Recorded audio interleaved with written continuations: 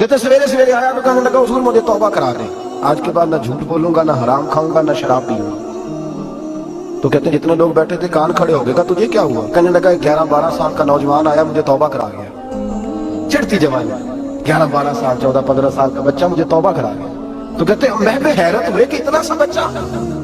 تو کہتے ہیں کسی نیک باپ کا بیٹا تھا، کسی پرہیزگار ماں کا بیٹا تھا، گھر میں تربیت۔ اتنے بچے تو خانقاہ بھی نہیں جاتے، اتنے سے بچے تھوڑی کسی ادارے کے فارغ التحصیل ہوتے ہیں، کس مدرسے سے پڑھے ہوتے ہیں؟ کہتے ہیں چھوٹی سی عمر۔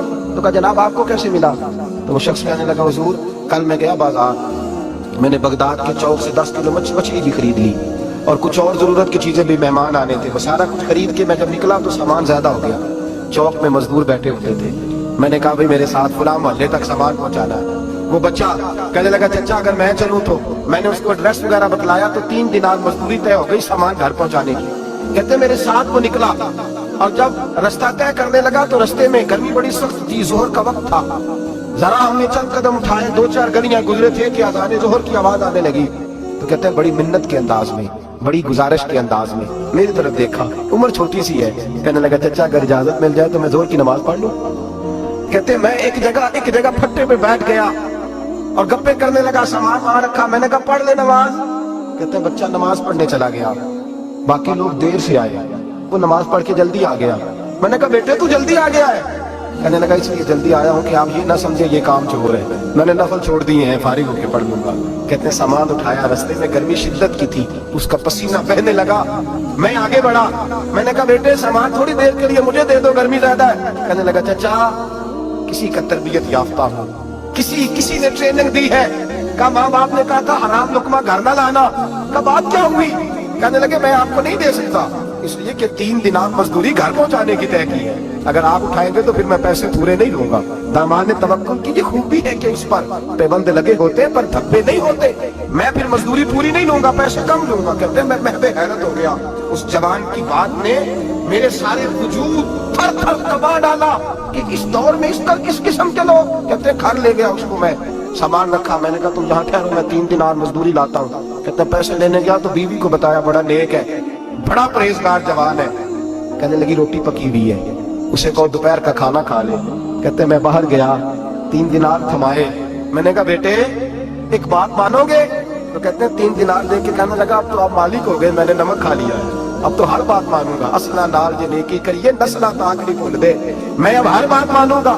تو میں نے کہا دوپہر کا کھانا کھا لو۔ کہتے ہیں اس کی گردن جھک گئی اور بڑے دھیمے لہجے میں کہنے لگا میں نہیں کھا سکتا، میں نے روزہ رکھا ہوا ہے، روزہ رکھا ہوا ہے، نفلی روزہ رکھا ہوا ہے۔ کہتے ہیں میں اور پریشان ہوا، میں نے فوری طور پہ سوال کیا کہ اب تو کدھر جائے گا؟ تو کہنے لگا اب میں کہیں نہیں جاؤں گا، میرے 1 دن کا خرچہ میرے ماں باپ نے جو ڈیوٹی لگائی ہے وہ 3 دینار ہے، پورا ہو گیا ہے، اب میں باقی جو وقت بچے گا یا قرآن پاک کی تلاوت کروں گا یا محمد عربی پہ درود و سلام کروں گا، میں اب کوئی اور کام نہیں کروں گا۔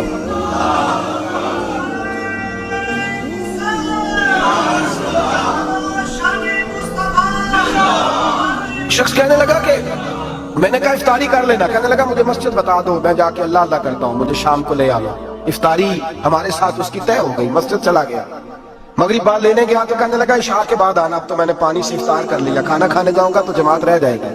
کہتے ہیں عشاء کے بعد میں لایا، اس کو کھانا کھلایا، رات گہری ہو گئی تو میں نے کہا تو سو ہی جاتا، کہنے لگا کوئی عرض نہیں، کبھی دور مزدوری کرنے نکل جاؤں تو رہ بھی جاتا ہوں، گھر والوں کو پتا ہے۔ کہتے میں نے مسافر خان خانہ کھولا، یوں سمجھیے ڈرائنگ روم بیٹھک میں نے کھولی، اس کو سلا دیا، میں اور میری بیوی اپنی معذور بیٹی کو روٹی دینے گئے اور ہم نے جا کے اس کو کھانا کھلایا جو ٹانگوں سے معذور تھی، اور ساتھ کہا کہ بیٹی آج بڑا پرہیزگار جوان ہمارا مہمان ہے، آج چڑھتی جوانی اور تقوی کی روشنی اس کے چہرے سے چمکتی، کیا بات ہے، بڑے ہی اچھے گھرانے کا تربیت یافتہ ہے۔ کہتے ہیں بچی کو کھانا کھلا کے لوٹے، اپنے کمرے میں سو گئے، بیٹی اپنے کمرے میں لیٹ گئی، ترس گئے تھے کہ بیٹی قدموں پہ چلے۔ تہجد کا وقت ہوا تو دروازے پہ دستک ہوئی، بڑی بے چینی کے ساتھ اٹھے میاں بیوی کون ہے؟ بیٹی کی آواز آئی ابا جی دروازہ جلدی کھولیں۔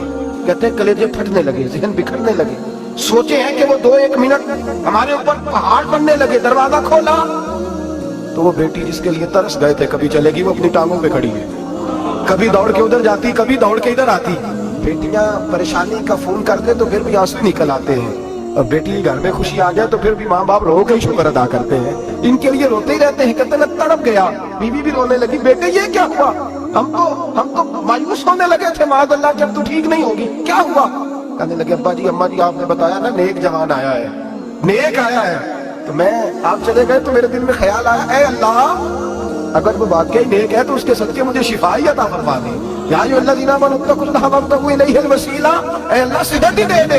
कहते अभी मेरी दुआ भी पूरी नहीं हुई कि मेरा वजूद हरकत करने लगा और ये देखो मैं उठ के खड़ा हो गई हूँ। कहते हैं हम लोगों ने ये देखा तो भागे उसके कमरे की जानिब, जब दरवाजे पे हाथ रखा तो दरवाजा खुल गया, आगे गए तो पलंग खाली था, एक रुक्का छोड़ गया है।